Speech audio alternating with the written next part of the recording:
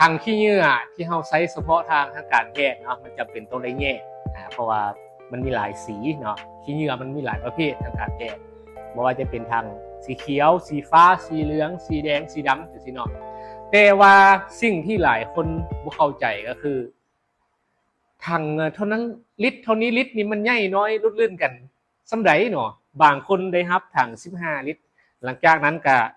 มีคำถามว่าคือน้อยแค่15ลิตรเนาะ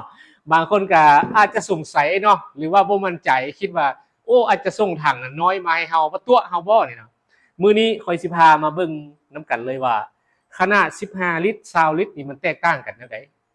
น้อยใหญ่ลุดลื่นกันแนวใดเนาะเพราะว่าค่อยมีทั้ง2ขนาดตอนนี้นี่แล้วก็มีถุงที่เป็นถุงขี้เหงื่ออันนี้เป็นถุงใช้เฉพาะทางการแพทย์เลยเด้อ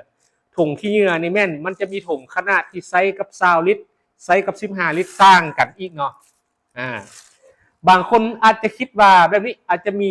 วาดภาพในหัวว่าคำว่า15ลิตรนี่เขาอาจจะคิดไปใส่ตุกน้ำที่ว่าใส่น้ำดื่มใส่อย่างไรนี่มันโมเมนเนาะมันคนละอันกันเพราะว่าถังขี้เหงื่อเขาจะบรรจุแม่นตามขนาดถุงที่ขนาดถุงเวลาเราใส่ขี้เหงื่อได้มันสามารถที่ใส่หลายได้เด้มันจะเป็นแบบนั้นมันจะบ่คือกัน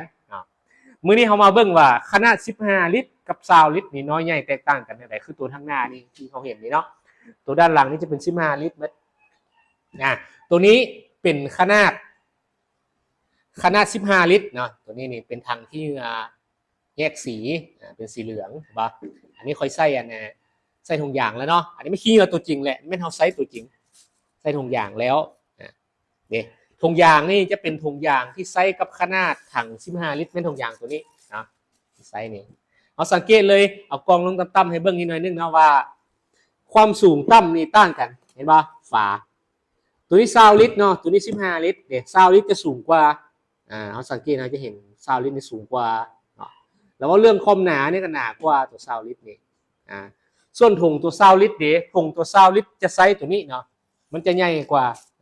เขามาเทียบกับตัว15ลิตรเห็นป่ะนะขนาดถุงมันก็จะใหญ่กว่าเดี๋ยวมันจะใหญ่กว่ากันน้อยนึงขนาดถุงนี่ใหญ่กว่าน้อยนึงมันจะมีถุงที่ไซส์กับ15ลิตรไซส์กับ20ลิตรเนาะวันนี้เรามาเบิ่งการใช้งานถังขี้เหงื่อประเภทนี้เป็นถังขี้เหงื่อที่เราใช้อยู่ในคลินิกในห้องหมอแน่นอนว่าเราต้องหมายความว่าเราบ่ยักจับนะเขาจะรักษาความสะอาดแบบสามารถใช้ตีนเหยียบได้แบบนี้เวลาเปิดทิมขี้เหงื่อเด้นะเปิดทิมขี้เหงื่อทิมเลยแบบนี้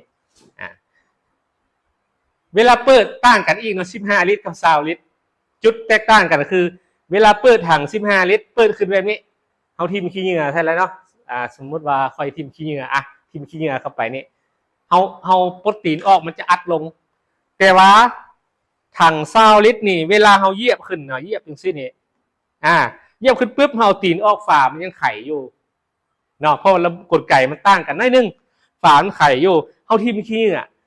หงื่อแล้วเฮ็ดเฮามาเหยียบอีกบาทที่2เนาะฝามันจะอัดลงตัวนี้จะสะดวกง่ายในเวลาที่แบบว่าเวลาเฮาเปิดฝาแล้วเนาะเปิดฝาแบบนี้ถ้าว่าเฮานั่งเฮ็ดเวียกที่เนี่ยเฮาสามารถทิมขี้เหงื่อทิมใส่คันเฮาอยากให้มันปิดก็ปิดแบบนี้แต่ว่าตัว15ลิตรดิตัว15ลิตรเวลาเฮานั่งเฮ็ดเวียกอยู่แบบนี้เนาะเฮาได้เอาตีนเหยียบดูสิทิ่มแล้วเฮาทอดตีนออกมันก็อัดแต่ว่าเวลาเฮานั่งอยู่แบบนี้นี่เฮาก็ต้องได้ป้อนตีนไปเนาะเขาจะทิ่มเข้าไปจังซี่นี่บ่ได้มันอัดฝาอยู่ต้องเอาตีนเหยียบไว้อยู่เลยมันจะเปิดนี่เห็นบ่แต่ตัวนี้นี่เฮาเหยียบทีนึงแล้วเฮาเฮ็ดเวียกอยู่เนาะมันไขนี่เฮานั่งอยู่นี่เฮาก็สามารถทิ่มได้นี่เนาะอันนี้คือความแตกต่างกันอีกอันนึงที่ว่าตัวจริงของการใช้งานเนาะระหว่างถังที่ว่า15ลิตรกับ20ลิตรอันนี้ตัวใดที่เหมาะสมมันก็ขึ้นกับความต้องการของลูกค้าเนาะแล้วก็ถุงมันจะมีขนาดของมันเฉพาะของถัง20ลิตรต่างหากของถัง15ลิตรต่างหากเนาะลูกค้าสามารถเพียงแต่บอกขนาดถังว่าเจ้าไซส์ถังขนาดไหนนี่ถุงนี่เนาะถุงค่อยมีหลายๆเลยถุงจะเป็นตับแบบนี้เด้อเป็นมัดแบบนี้เนาะจะไซส์ขนาดถังเท่าใดแล้วทางเฮาก็จะจัดให้ว่าต้องไซส์ถุงขนาดเท่าใดฝากไปให้ถือว่าเป๊ะเนาะ ใส่กับ20ลิตรใส่กับ15ลิตรอันนี้เป็นถังขี้เหงื่อขนาดที่ว่าไซส์หลายที่สุดเนาะมันจะเป็นขนาดนี้เพราะว่ามันจะต้องได้ไซส์หลายถังถ้าว่าเราไซส์ถังใหญ่ๆนี่เราแยกสีมา3 4สีนี่ในห้องหนึ่งสมมุติห้องกวดพยานของเซียวซานนึงเนาะบ่มีอย่างละถังขี้เหงื่อเต็มพื้นที่แหละเนาะมันต้องได้ไซส์ขนาดกระทัดรัดขึ้นกับตัวจริงแต่ถ้าว่าเป็นห้องประสูติห้องโถงห้องใหญ่ๆห้องผ่าตัดอีกอย่างนี้เราก็ต้องไซส์ถังขนาดใหญ่ขึ้นได้เนาะบ่มีปัญหาอันนี้ขึ้นกับการใช้งานตัวจริงเป็นอย่างเขาจึงถามว่าลูกค้าว่าไซส์แบบไหนเขาไซส์อยู่สถานที่แนวใดเขาจะแนะนำให้ขนาดน้อยขนาดใหญ่ตามการใช้งานตัวจริงเป๊ะเพื่อว่าบ่ให้มันโพดมันเหลือหรือว่าให้มันบ่พอแต่ว่ามันน้อยสิกันเนาะตามที่ตัวจริงอันนี้แม่นขนาดน้อยใหญ่ระหว่างถัง15ลิตร